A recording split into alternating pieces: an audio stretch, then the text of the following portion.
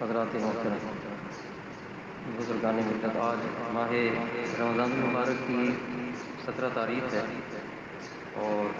تاریخی حوالے سے، اسلامی تاریخ کے حوالے سے یہ بہت ہی اہم دن ہے اور بڑا عظیم واقعہ غزوہ بدر کا اس دن پیش آیا، جسے مسلمانوں کی عظیم الشان عطا فرمایا گیا، اور انشاءاللہ تعالی اس کے متعلق بیان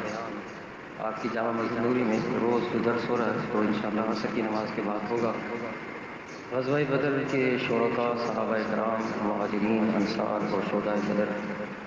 جانثاران مصطفیٰ صلی اللہ علیہ وسلم کی بارگاہ میں خراج عقیدت انشاءاللہ تعالیٰ پیش ہوگا۔ اور دوسری، اسی ماہ رمضان مبارک کی 17 تاریخ کو ام المومنین ماں عائشہ صدیقہ رضی اللہ تعالیٰ عنہا کا یوم وصال بھی ہے۔ 17 رمضان المبارک منگل کا دن تھا، اور طہارت کا بیان ہم نے شروع کیا، اور حسن اتفاق ہے کہ طہارت کے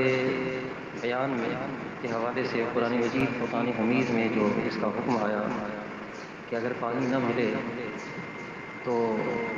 تم تیمم کرو، یعنی پاک مٹی سے،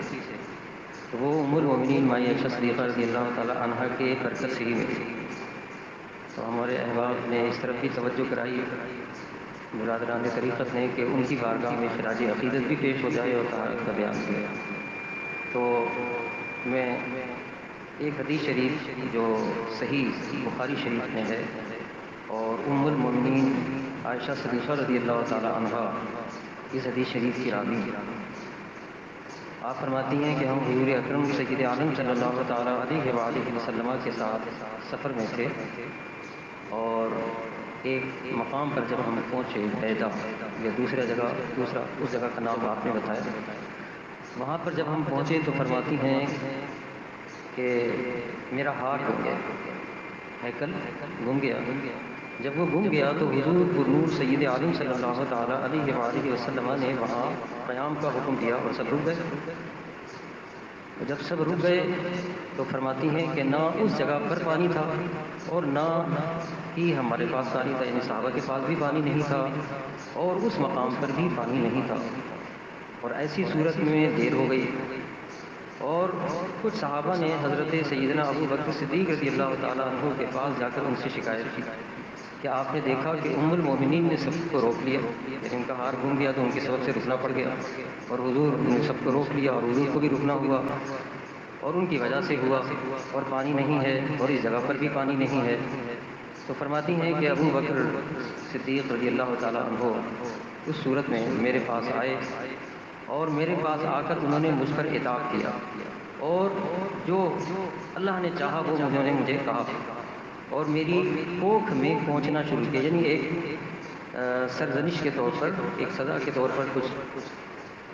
کیا۔ تو فرماتی ہیں کہ اس وقت حضور پر نور سید عالم صلی اللہ علیہ وآلہ وسلم میرے زانو پر سر اقدس رکھ کر آرام فرماتے، اور مجھے کوئی چیز اس بات سے مانے نہ تھی، یعنی یہ کہ اس آرام میں فرق نہ آئے، لیکن وہ ایسا فرما رہے تھے۔ حتیٰ کہ فرماتی ہیں کہ پھر رات گزری اور جب صبح ہوئی اور حضور علیہ الصلوۃ والسلام بیدار ہوئے اور پانی تو ظاہر نہیں تھا،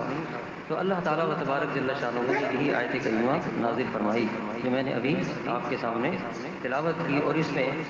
اللہ تعالیٰ و تبارک نے یہ ارشاد فرما دیا مسلمانوں کے لیے اپنے پیارے حبیب علیہ الصلوۃ والسلام کے وسیلے جلیلہ سے، یعنی اگر تم بیمار ہو یا سفر میں ہو یا رفع حاجت سے آئے، یعنی استنجے وغیرہ سے تم فارغ ہو کر آئے، یا عورتوں سے تم نے مباشرت کی ہو اور پانی نہ پاؤ، یعنی غسل کی ضرورت ہو یا تم پر غسل فرض ہو جائے، دونوں سے، اور پانی نہ پاؤ،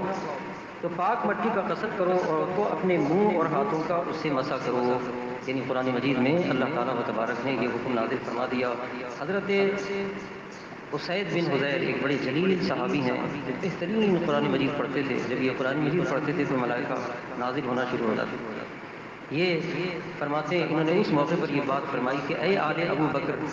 یہ تمہاری پہلی برکت نہیں ہے بلکہ اس سے پہلے بھی تمہاری بڑی برکتیں ہیں، یعنی تمہارے صدقے سے اللہ تعالیٰ نے اس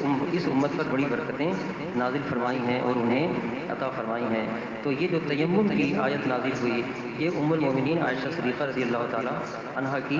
برکتیں، اور فرماتی ہیں کہ اس کے بعد لوگوں نے طہارت ظاہر حاصل کی تیمم کے ذریعے، اور اس کے بعد جب میرا اونٹ اٹھا تو وہاں سے وہ ہار بھی بھی اس کے نیچے سے مل گیا۔ اسی طرح سے اور بھی روایتیں اس ضمن میں آئی ہیں۔ حضرت حذیفہ رضی اللہ تعالیٰ عنہ کی روایت میں ہے کہ حضور علیہ الصلوۃ والسلام نے ارشاد فرمایا کہ من جملہ دیگر فضیلتوں کے ایک فضیلت، تین فضیلتیں یہ بھی ہیں میری امت کے لیے کہ ہماری صفیں جو ہیں وہ ملائکہ کی صفوں کی مثل ہیں، ایک، اور دوسرا یہ کہ تمام زمین کو ہمارے لیے مسجد کر دیا گیا، اور تیسری بات یہ کہ جب ہم پانی نہ پائیں تو پاک مٹی سے تیمم کر لیں۔ تو یہ بھی برکتیں حضرت ابوبکر صدیق رضی اللہ تعالیٰ عنہ کی آل کی ہیں۔ حضرت ام المؤمنین مائی عائشہ صدیقہ رضی اللہ تعالیٰ عنہ کی بڑی فضیلتیں ہیں، اس میں کیا کیا عرض کیا جائے۔ ام المؤمنین مائی عائشہ صدیقہ رضی اللہ تعالیٰ عنہ کی روایتیں جو آپ جو راوی ہیں 2210 روایتیں آپ نے فرمائی، یہ ایک بہت بڑی تعداد ہے، معمولی نہیں ہے۔ حضرت ابو ہریرہ رضی اللہ تعالیٰ عنہ کی 5000 سے اوپر ہیں، اور بڑے بڑے صحابہ اور صحابیات اور اہل بیت میں سب سے زیادہ جن سے احادیث روایت میں آتی ہیں وہ ام المؤمنین مائی عائشہ صدیقہ رضی اللہ تعالیٰ عنہ، اور ایک بہت بڑا علم اس امت میں اور بالخصوص عورتوں کے پاس جو علم آیا وہ ام المؤمنین مائی عائشہ صدیقہ رضی اللہ تعالیٰ عنہ کے توسط اور ان کے ذریعے ہی سے آیا ہے۔ اور بہت بڑے بڑے مسائل آپ نے اپنی گفتگو کے اندر جو بعض اوقات آپ بیان کر دیتے، قرآن مجید فرقان حمید کی آیات کی تفسیر میں باریک بین مسائل بیان کر دیتے تھے، صحابہ کرام آتے تو ان کی بھی رہنمائی فرماتی ہیں، احادیث جو تھی آپ بیان فرمایا کرتی ہیں۔ جیسے کہ ایک موقع پر آپ نے فرمایا کہ ہمارے گھر میں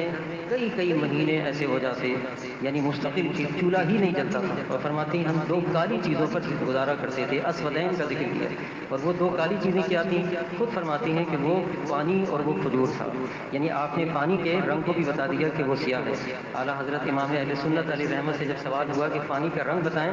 تو اعلیٰ حضرت نے فرمایا کہ پانی کا رنگ سیاہ ہے، اور یہی ارشاد ام المؤمنین مائی عائشہ صدیقہ رضی اللہ تعالیٰ عنہا کا آپ نے بیان فرما دیا۔ حضرت ام المؤمنین مائی عائشہ صدیقہ رضی اللہ تعالیٰ عنہا کی بہن حضرت اسماء بنت ابو بکر جو ہیں ان کے بیٹے تھے حضرت عبداللہ ابن زبیر، جنہوں نے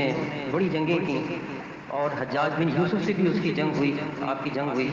اور 100 ہجری کے قریب۔ اس کے بعد جب آپ شہید ہو گئے تو اس نے آپ کی نعش مبارک کو خانہ کعبہ میں باندھ دیا تھا رسیوں سے، کافی دن جب بندھی رہی اور آپ کی لاش مبارک جب جسم کے کچھ حصے اس کے پھٹے تو خوشبو پورے مکہ معظمہ میں پھیل گئی، تو لوگ حیران تھے کہ یہ خوشبو کہاں سے آ گئی۔ تو مکہ معظمہ میں جو پرانے لوگ تھے، ضعیف العمر لوگ، انہوں نے کہا کہ ٹھہرو ہم تمہیں بتاتے ہیں کیا وجہ۔ انہوں نے کہا بات یہ ہے کہ یہ عبداللہ ابن زبیر بچے تھے،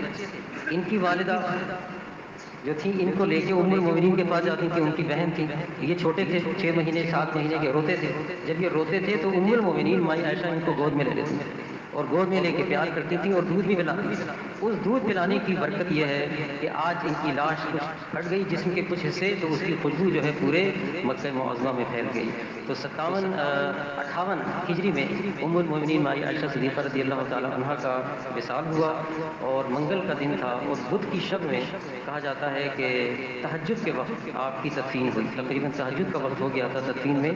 اور مدینہ شریف کے لوگ یہ روایت کرتے ہیں کہ کبھی مدینہ شریف میں اتنا بڑا مجمع نہیں دیکھا گیا جو کہ آپ کے جنازے میں تھا۔ بعض لوگ کہتے ہیں کہ مروان نے آپ کی نماز جنازہ پڑھائی، ایسا نہیں ہے، بلکہ وہ موجود نہیں تھا، حضرت ابو ہریرہ رضی اللہ تعالیٰ عنہ موجود تھے، اور انہوں نے ام المؤمنین مائی عائشہ صدیقہ رضی اللہ تعالیٰ عنہ کی نماز جنازہ پڑھائی تھی۔ تو میں نے طہارت کے بیان میں چونکہ ان کے ذریعے سے طہارت میں ہمیں پاک مٹی کے ذریعے سے اللہ تعالیٰ تبارک نے یہ فضیلت اس امت کو عطا فرمائی، اس کا بھی عرض کر دیا، اور آپ کی بارگاہ میں بھی خراج عقیدت کے طور پر یہ چند باتیں عرض کی۔ اللہ تعالیٰ تبارک اس کی برکتیں جو ہیں ہم سب کو ام المؤمنین مائی عائشہ صدیقہ رضی اللہ تعالیٰ عنہ کی نصیب فرمائے۔